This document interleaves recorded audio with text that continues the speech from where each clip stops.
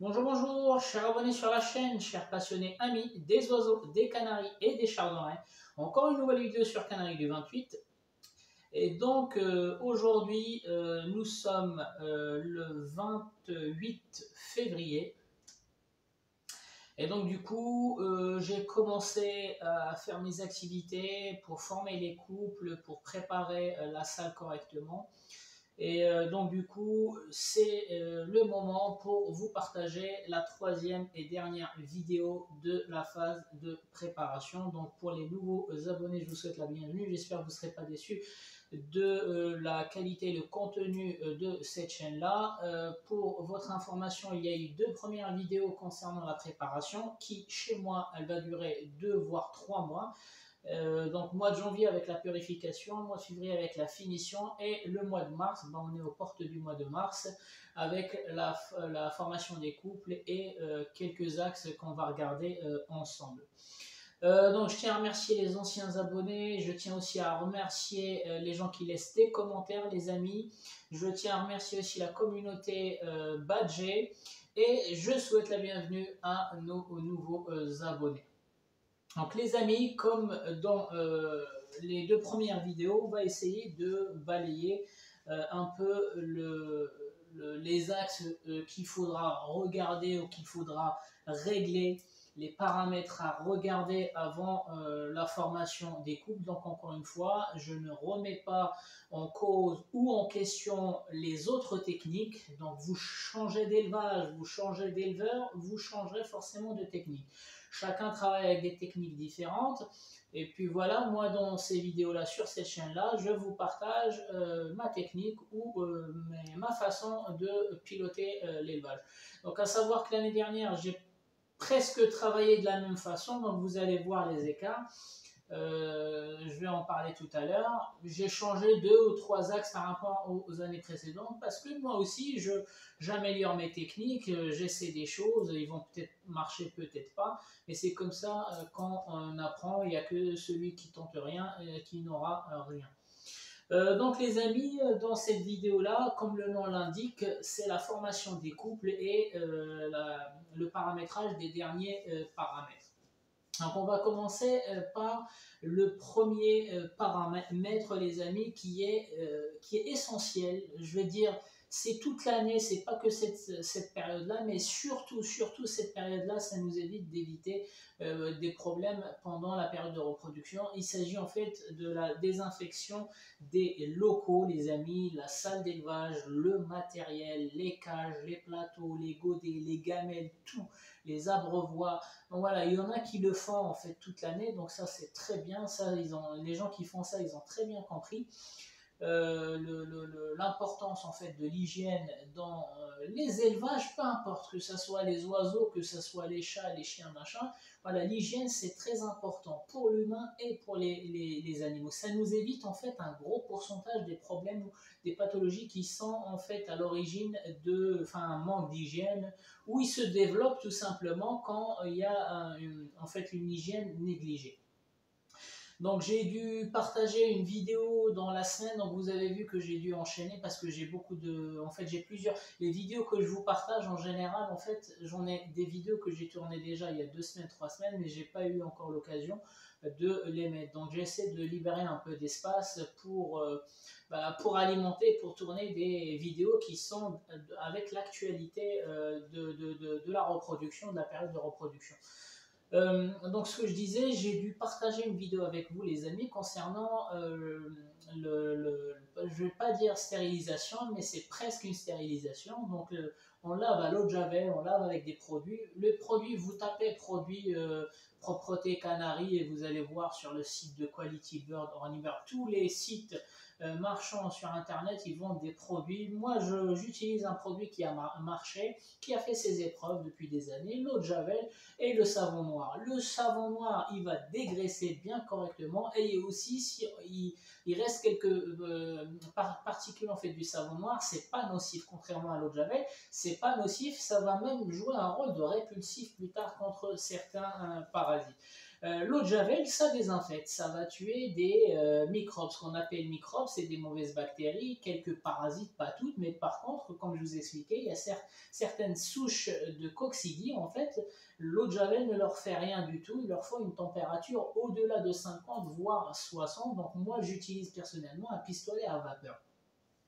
Donc je lave tout mon matériel à la vapeur. Laver, ben non, je fais passer le matériel à la vapeur avant la mue juvénile, parce que là aussi c'est une période critique, et avant la reproduction. Après, c'est quand j'en ai besoin, quand je vois que voilà, il y a des choses qui ne vont pas ou quoi que ce soit, bah, rien ne m'empêche en fait dans l'année d'utiliser la vapeur pour désinfecter les perchoirs ou les mangeoires ou autre chose. Donc voilà, le premier axe, les amis, c'est un axe d'hygiène qui va nous éviter 20 à 40% en fait des problèmes pathologiques plus tard pendant la reproduction quand on aura des jeunes machins. C'est déjà éliminer tous les pathogènes en fait, qui vont démarrer la session de reproduction avec vous, les amis. Donc bactéries, parasites, tout, microbes, tout.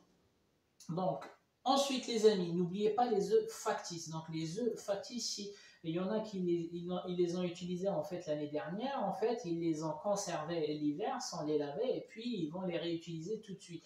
Sachez juste que s'il y a de la sueur en fait des oiseaux de l'année dernière ou s'il y a des fientes de l'année dernière ou quoi que ce soit, en fait, il y a des micro-organismes qui sont en incubation en fait. C'est comme les graines. Je vous ai dit que pour germer les graines, la graine, c'est comme un œuf qui n'est pas fécondé ou qui est fécondé, mais l'imbibition, en fait, ça permet de réveiller l'embryon. Bah, les fientes, en fait, les anciens fientes dures de l'année dernière, c'est pareil. Une fois qu'il va y avoir la chaleur dans la salle de reproduction, une fois qu'il va y avoir encore une suée pendant l'élevage, ça va réveiller des microbes et des parasites, les amis qui sont restés sur les anciennes fientes collées, d'où l'importance de laver aussi votre matériel et surtout les œufs factices qui seront en contact direct avec le nid.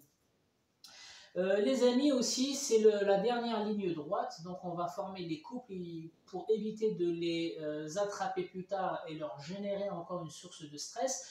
Les amis, il faut en profiter. Quand vous les attrapez pour les mettre dans les cages et former les couples, c'est maintenant qu'il faudra diagnostiquer pour éviter de les attraper encore quelques jours plus tard. Donc moi, comme je vous ai expliqué sur cette chaîne-là, tous les mois, j'attrape mes oiseaux. Tous les mois, depuis leur naissance, je les attrape, sauf à partir de la formation des couples, il ne faut pas que je les stresse. Déjà, il va y avoir un stress entre les mâles et les femelles.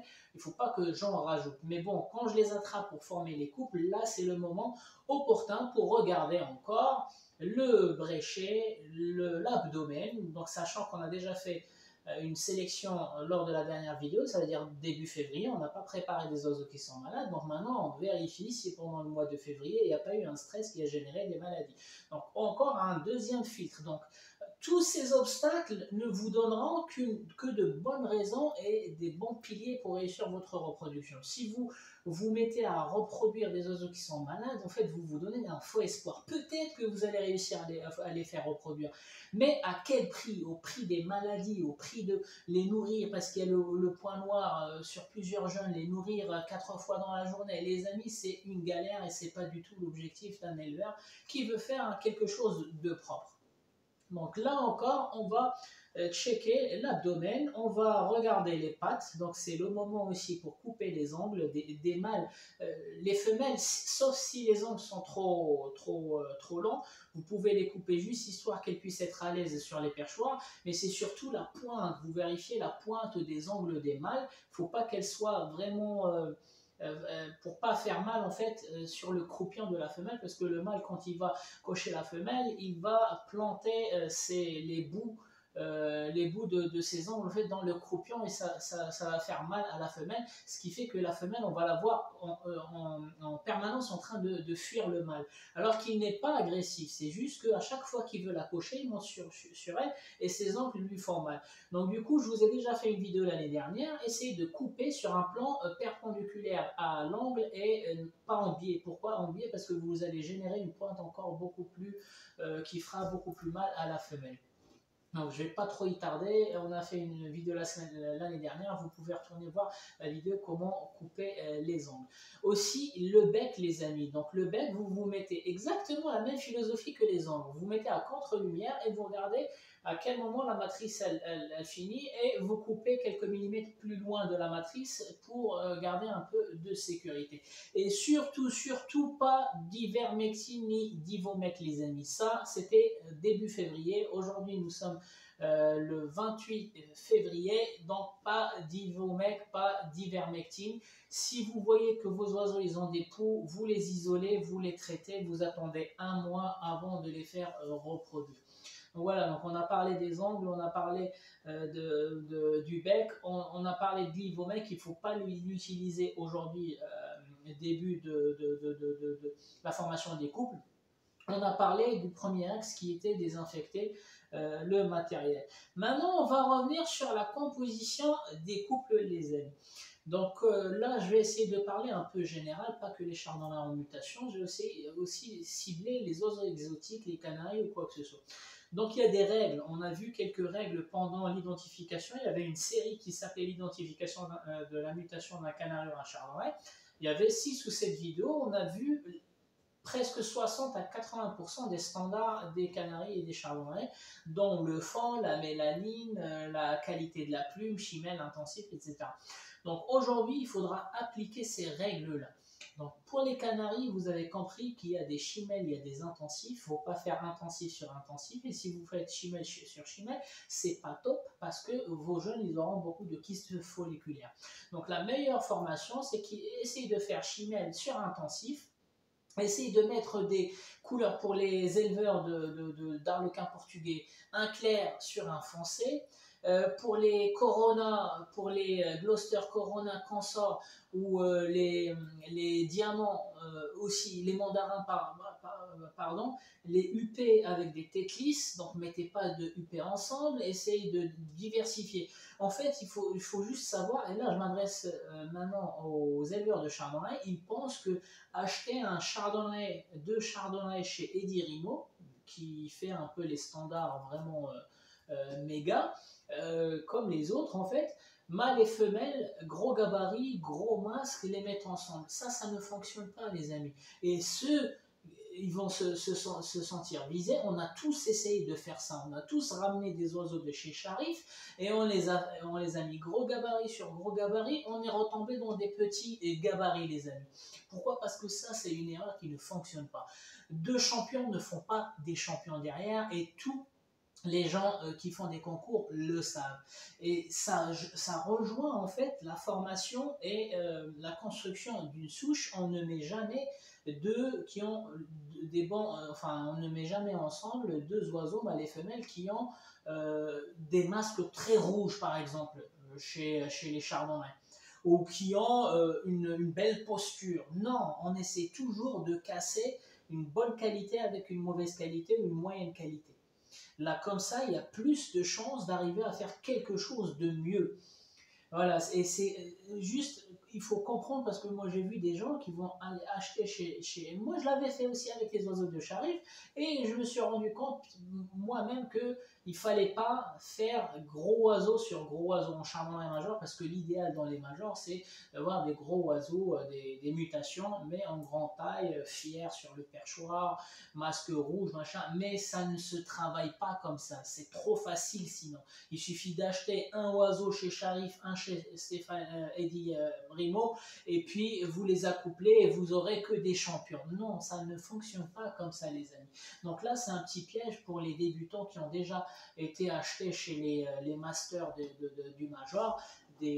Ne formez pas les couples de ces souches-là ensemble, les amis. Essayez de casser, par exemple, un mâle ou une femelle qui sont nés chez vous avec un bel oiseau qui vient de chez Eddie Rimo.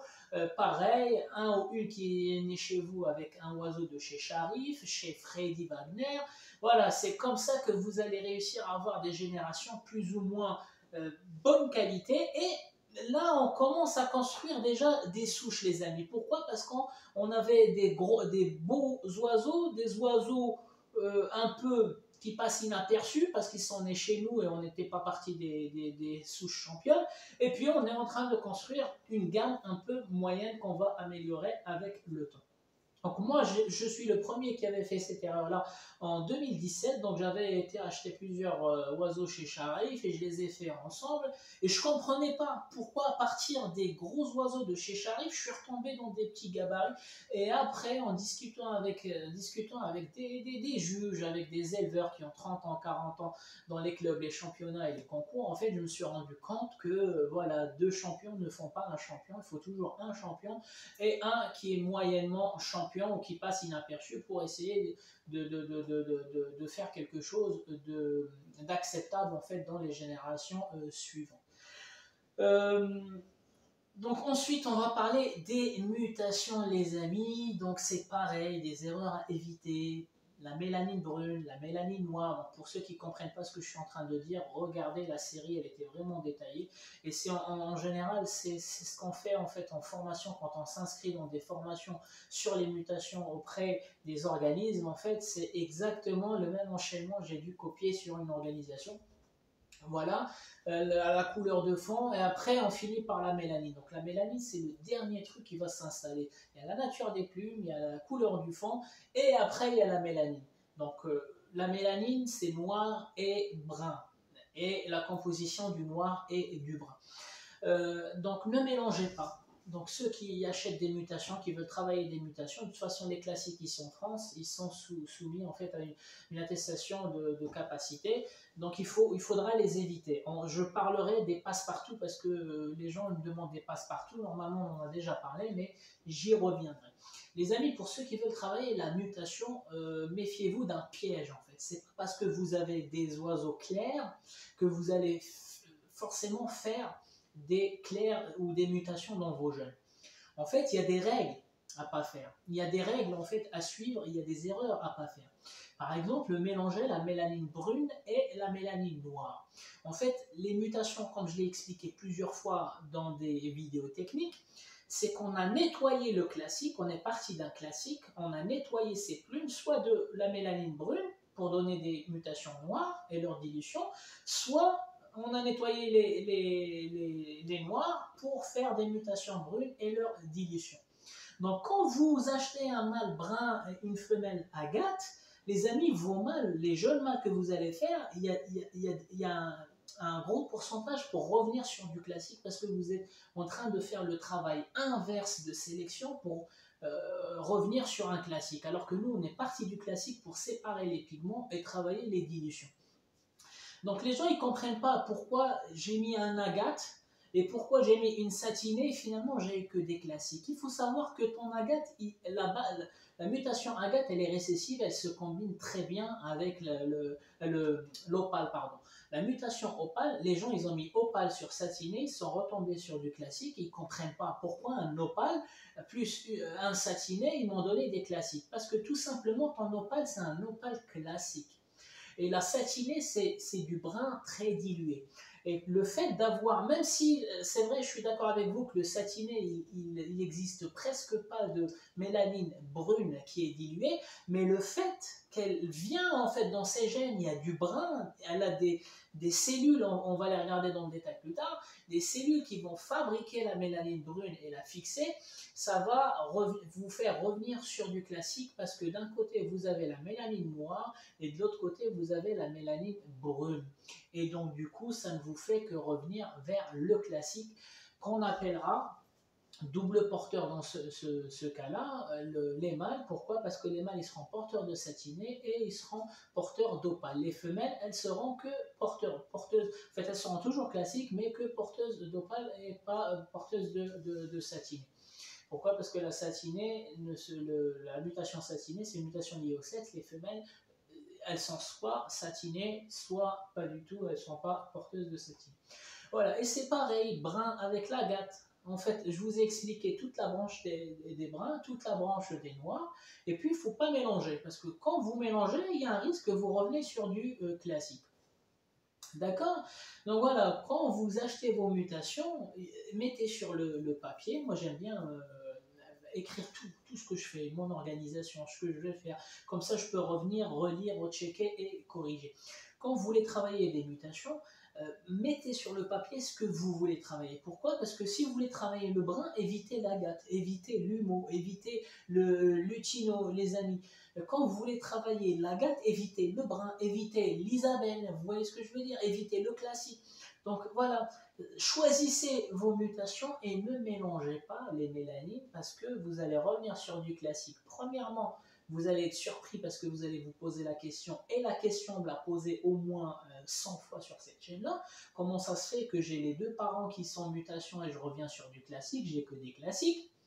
Et deuxième chose, c'est que les classiques qui sont en France, ils sont soumis à une attestation, au certificat de capacité par la DD. Et donc du coup, voilà, ne faites pas cette erreur-là, sinon en fait va falloir comprendre pourquoi et l'année prochaine travailler correctement vos mutations. Donc juste je rappelle, sur cette chaîne-là, pour ceux qui ne comprennent rien à la mutation mais ils ont déjà acheté des mutations, il y a toute une série qui vous explique comment travailler les mutations. La mutation, il y a trois, en fait les gens ils me disent, est-ce que tu peux nous faire une vidéo sur le satiné? Est-ce que tu peux nous faire une vidéo sur l'isabelle?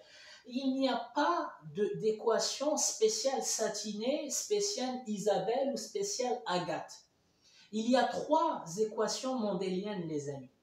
Il y a un groupe de mutations liées au sexe. Donc le brun, le pastel, l'agate, le humo, l'isabelle, l'agate pastel, le humo pastel, le brun pastel, le lutino, le satiné. Ceux-là, ce sont les mutations liées au sexe. Les mâles, ils peuvent être porteurs, ils peuvent être mutations. Les femelles, elles ne peuvent que être mutations, mais pas porteuses. Ils ont une règle à eux qu'on a détaillée dans une vidéo. Comment, à partir des parents de ce groupe-là, vous calculez. Donc, il n'y a pas... Explique-moi comment fonctionne le satiné. Non, le satiné fonctionne de la même façon que le brun, de la même façon que de l'agate. Une fois que vous avez compris les mutations liées au sexe, c'est vous l'appliquez sur toute cette liste. Deuxième groupe, vous avez les récessives libres. On a déjà vu chez le chardonneret la tête blanche, le fao, l'opale, l'albino et le perlé. Je vous rajoute encore d'autres, le perlé. Donc cela-là, c'est une seule équation sur toutes ces mutations-là. Les mâles, ils peuvent être porteurs et mutations, et les femelles peuvent être porteuses et mutations. Il y a le troisième groupe, donc la troisième équation des mutations, c'est la dominante libre. Donc on a vu le jaune qui est lié à la couleur de fond chez le chardonneret. On a vu la panachure qui vient effacer la mélanine, et donc du coup ce qu'on voit dans la panachure c'est la couleur du fond. Et je vais vous rajouter un, c'est l'alabatro de notre ami italien. L'alabatro qu'on commence à voir un peu plus souvent là sur les pages Facebook, etc. Donc à ce jour-là, il y en a 3 qui sont dominantes chez le chardonneret, et les mâles ne peuvent pas être porteurs, ils sont mutations, et les femelles ne peuvent pas non plus être porteuses, elles sont mutations. Donc voilà, les gens qui se sentent perdus dans les mutations, vous n'avez que 3 équations à apprendre par cœur. Regardez les 3 vidéos dédiées et vous allez comprendre vous-même. Et des fois, vous avez une mutation, en fait, un oiseau qui porte les 3 mutations en même temps. Il suffit juste de combiner les 3 équations, et je vous ai aussi fait une 4e vidéo pour vous faire en fait un exemple de croisement de mutations combinées. Donc voilà, donc les gens, arrêtez de me demander des vidéos sur le satiné, sur l'agate, sur le brun. Ça n'existe pas. Le satiné, c'est le même que le brun, c'est le même que l'agate. C'est juste la couleur qui change. Mais le mode de transmission vers les générations suivantes, il suit la loi mendélienne liée au sexe. D'accord? Donc maintenant, je vais répondre à d'autres questions. C'est quoi le passe-partout? Ben justement, quand on fait ça, quand on mélange la mélanine brune avec la mélanine noire, on revient sur le classique. Parce que le classique, il regroupe et le noir et le brun, contrairement aux mutations. La mutation, elle va soit être du brun oxydé jusqu'à ses dilutions avec les degrés de dilution, soit le noir oxydé jusqu'à la dilution maximale. Voilà, donc, et l'albino, il a ni noir, ni 0% en fait. Il a ni noir, ni brun. 0%. Donc l'albino, il y a une personne qui m'a dit, est-ce qu'à force de travailler le récessif chez les Canaries, le récessif et le lutino, ou le satiné, je ne sais plus quoi, est-ce que on pourra faire le lutino? Bah, même en travaillant le classique. Le lutino, il a été travaillé du classique, mon ami. Il n'a pas été travaillé du récessif. C'est pas parce que le récessif, il est blanc, le lutino, il est blanc, et l'albino, il est blanc, que vous allez dire, ouais, en travaillant ce blanc-là, on va arriver. Non, déjà, ce sont trois mutations différentes. Le récessif, c'est la loi récessive, libre. Le lutino, c'est de la loi liée au sexe, la mutation liée au sexe. Et l'albino, c'est la loi récessive. Donc, vous avez compris que c'est pas du tout la même transmission. Mais oui, l'albino, dans la nature, il a été travaillé, en fait, l'albino, c'est une erreur dans l'ADN. C'est des acides qui sont venus agresser un tranchant, en fait. Je vous expliquerai la formation des protéines à partir de l'ADN et surtout les gènes, ce que c'est un gène. En fait, on a des gènes qui sont responsables de la fabrication de la mélanine sur notre peau, sur les yeux, les cheveux, etc. Et quand la mélanine, c'est une protéine, je vous ai déjà expliqué. Et quand il y a un dysfonctionnement dans ce gène-là, il n'y a plus rien qui se fabrique là. En fait, il n'y a pas la synthétisation de la mélanine et donc du coup, il n'y a plus rien qui est fixé. On a la peau claire, on a les yeux vraiment clairs, on a les cheveux clairs. Les albinos, si je dis pas de bêtises, existent même chez les humains. Chez nous, nous les humains, il existe en fait des humains qui sont albinos. Ils sont, enfin, j'en ai jamais vu, mais voilà, ça existe. Donc scientifiquement, les gènes qui sont responsables de l'albinisme, en fait, ce sont les mêmes gènes qu'on a, sauf que nous, on a des gènes qui sont actifs, et les gens qui sont atteints, ou les oiseaux qui sont atteints de ce syndrome-là, albinisme, ils ont un gène qui ne sait pas traduire. Ils n'ont pas le ribosome, en fait, qui va fabriquer cette mélanine-là, cette protéine, et qui pourra, excusez-moi des mots, je ne voulais pas rentrer dans ce détail, qui pourra la fixer plus tard. Donc l'albino, il a été découvert dans la nature, contrairement au satiné qui a été travaillé en fait dans les élevages, machin. Donc l'albino, même à partir du classique, mais par contre, est-ce que quelqu'un maîtrise l'équation? Comment rendre un classique albino? Ben non, ça vient, voilà, c'est le hasard. Je ne sais pas combien le pourcentage, quel est le pourcentage pour tomber sur des albinos à partir des classiques. Mais non, donc pour faire du récessif, il faut travailler les récessifs. Pour faire le lutino, il faut travailler le lutino. Ou bien les oxydés, c'est-à-dire tout ce qui est agate, tout ce qui est au-dessus du lutino. Et pour travailler l'albino, il faut travailler les porteurs. Donc les classiques porteurs d'albinisme, il faut travailler les albinos directement. Donc, c'est pas parce que les oiseaux ils sont blancs, c'est en travaillant le récessif, je vais arriver au l'albino. Ben non, dans ce cas-là, je vais te dire, l'albino dans la nature, l'albino il existe dans la nature. Dans la nature, il est arrivé du classique directement. Il n'y a pas un récessif dans la nature, il n'y a pas un lutino dans la nature. Il y a des classiques et il y a des albinos. Voilà, donc c'est une erreur dans l'ADN, les amis. Donc du coup, pendant cette période-là, les amis, donc on a parlé, oui, le passe-partout. Pourquoi on l'appelle le passe-partout? Donc le passe-partout, c'est un mâle qui est porteur de la mutation du père et la mutation de la mère. Et on dit un passe-partout parce qu'il est classique. Donc on était par exemple sur un agate et un brun, et une brune ou l'inverse, en fait, les mâles, ils seront vraiment, pour retomber sur de l'Isabelle, les amis, je vous ai dit, hein, il ne faut pas refaire le travail des éleveurs. Vous voulez travailler l'Isabelle, partez des souches Isabelle. N'allez pas réinventer ce qui a déjà été travaillé. Sinon, vous allez encore fragiliser les mutations. Pour faire de l'Isabelle, partez sur des porteurs d'Isabelle ou des Isabelles. Donc, n'allez pas mettre la gâte sur le brin. Déjà, le pourcentage pour avoir des mâles Isabelle, c'est vraiment très le pourcentage est infime. Et en plus de ça, vous allez générer des classiques double porteurs.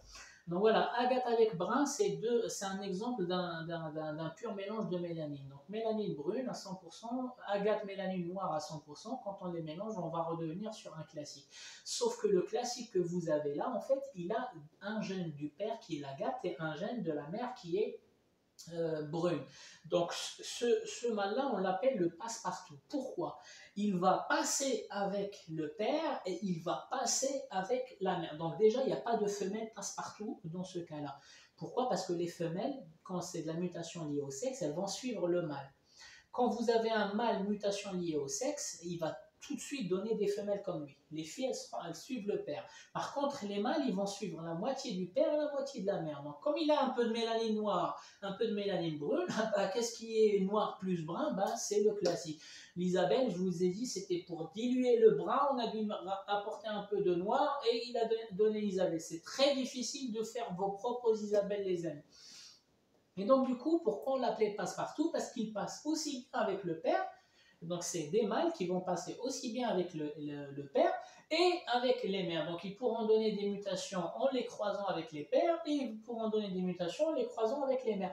Maintenant, vous allez me dire, puisqu'on parle de mâles double porteur ou passe-partout, pourquoi vous êtes en train de dire on peut les croiser sur le père?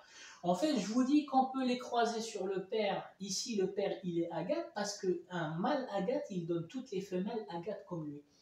Ça veut dire qu'il est passe-partout avec le père et la mère, mais le père, entre parenthèses les amis, ça veut dire les sœurs du mâle. Les sœurs de ce mâle-là, elles seront toutes comme le père. C'est-à-dire si le père est satiné, toutes les filles, elles seront satinées. Donc les sœurs de ce mâle passe-partout, c'est du satiné.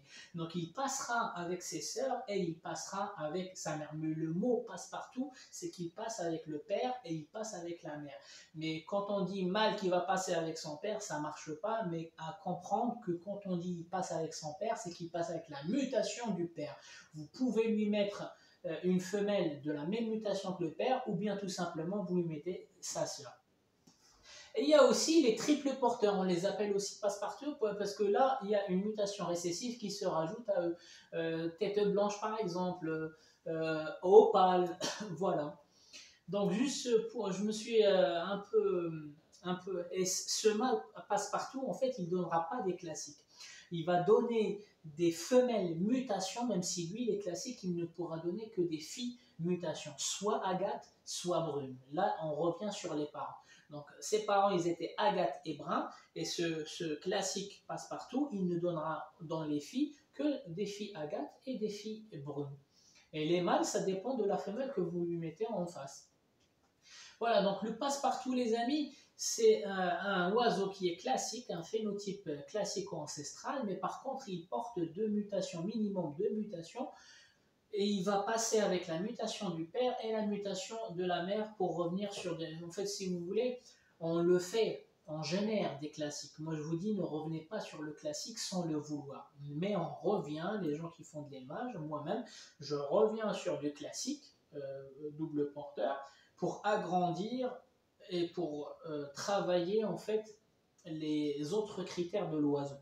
La qualité de la plume, le gabarit, les fonctions vitales, la résistance, voilà. Moi, je préfère passer, moi, tous les ans, j'ai toujours des générations, en fait, tous les ans, quand je fais des mutations, j'ai des classiques double ou triple porteurs, mais c'est fait exprès parce que je vais les recroiser sur mes mutations l'année suivante. Cette année, vous allez voir que j'ai des classiques porteurs de FAO, des classiques porteurs de brun pastel, des classiques porteurs d'opale.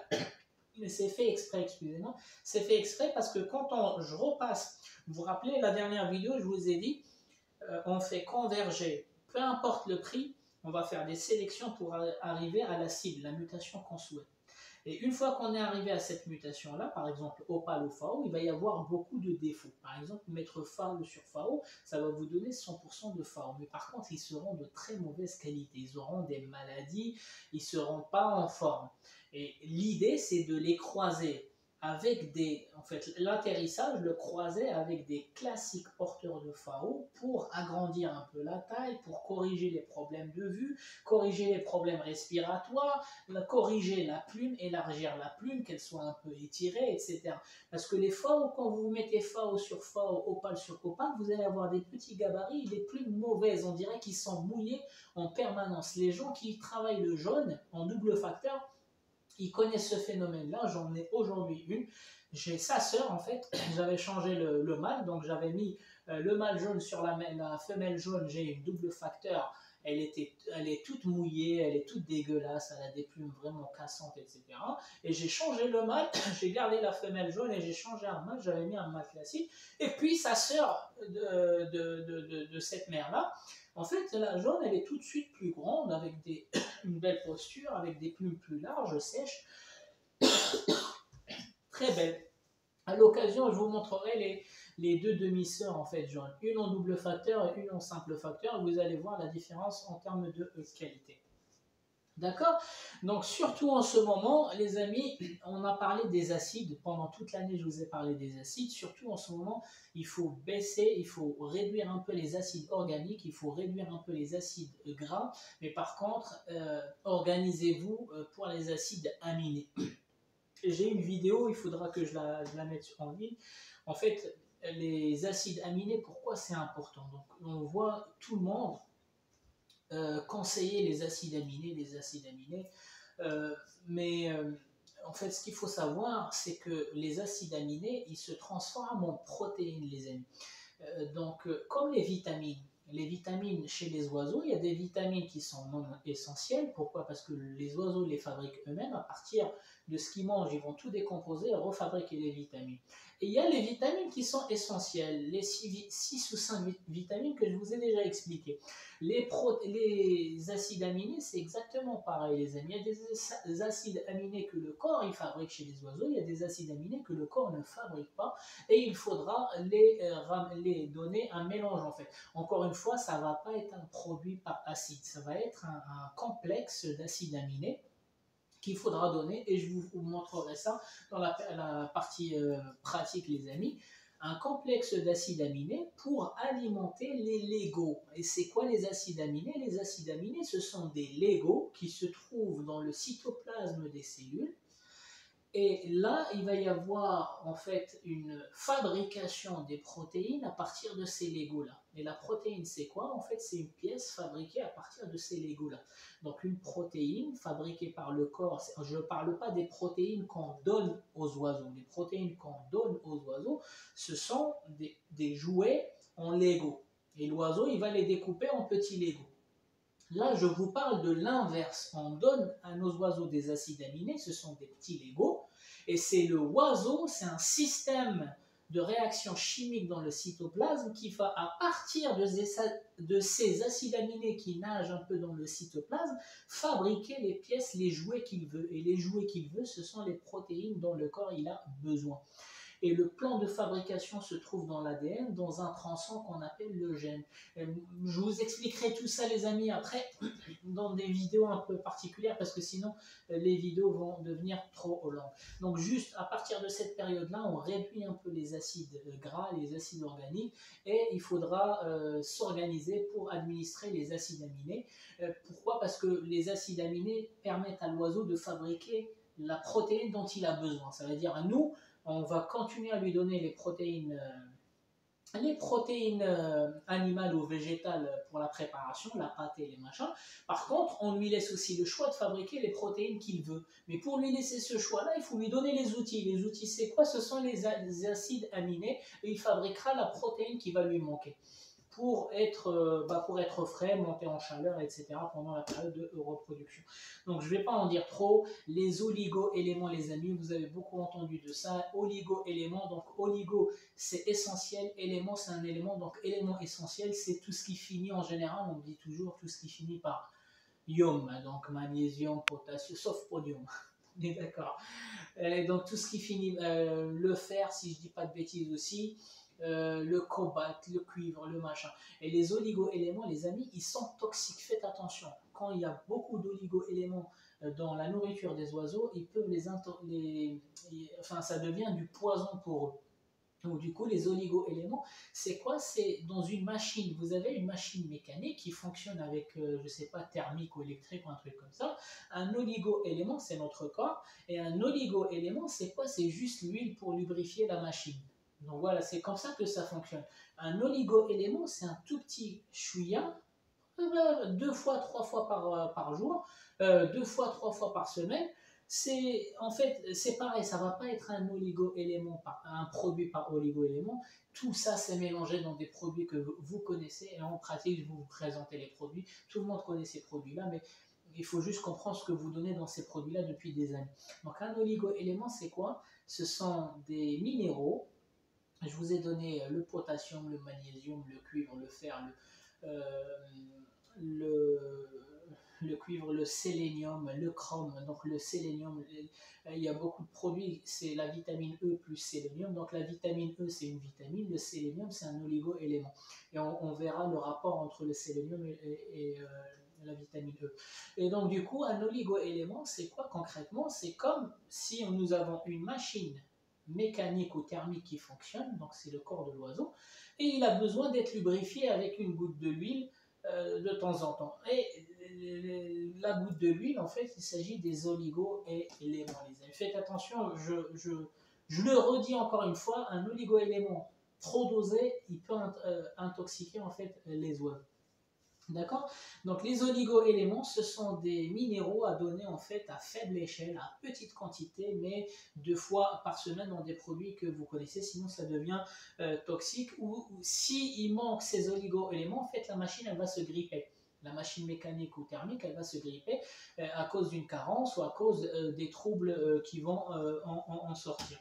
Et dans les oligo-éléments, il y a ce qu'on appelle très essentiel, moins essentiel et pas du tout essentiel. C'est pareil que les vitamines et c'est pareil que les acides aminés.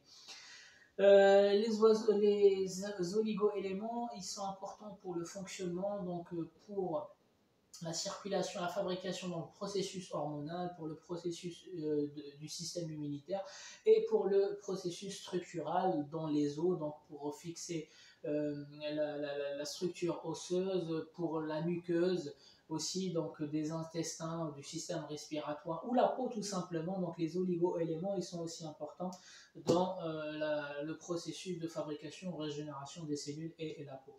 Les amis, le dernier axe, une fois que vous avez formé vos mutations en prenant en compte ce que vous voulez travailler, ne pas mélanger la mélanine, etc., c'est l'agressivité, les amis. Donc il faut, moi je vous dis en toute honnêteté, moi ma façon de travailler les mâles, préparer les mâles d'un côté, les femelles de l'autre côté, elle a beaucoup d'avantages, comme elle a aussi beaucoup d'inconvénients. L'un des inconvénients que j'ai partagé avec vous, c'est que il peut y avoir de l'agressivité entre les mâles et les femelles. Il suffit d'avoir 2 mâles ou 2 femelles qui vont dominer les autres. Donc voilà, ça peut déclencher chez eux l'instinct de bagarre, etc. Et il y a un deuxième truc, c'est que en fait, ils vont devenir agressifs pendant la formation.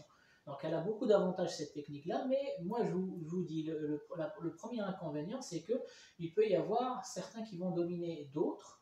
Donc ça c'est le premier inconvénient. Deuxième inconvénient, on va le voir pendant la formation des couples, c'est que les mâles, ils sont souvent, des fois les femelles aussi, souvent trop agressifs une fois qu'on forme les couples.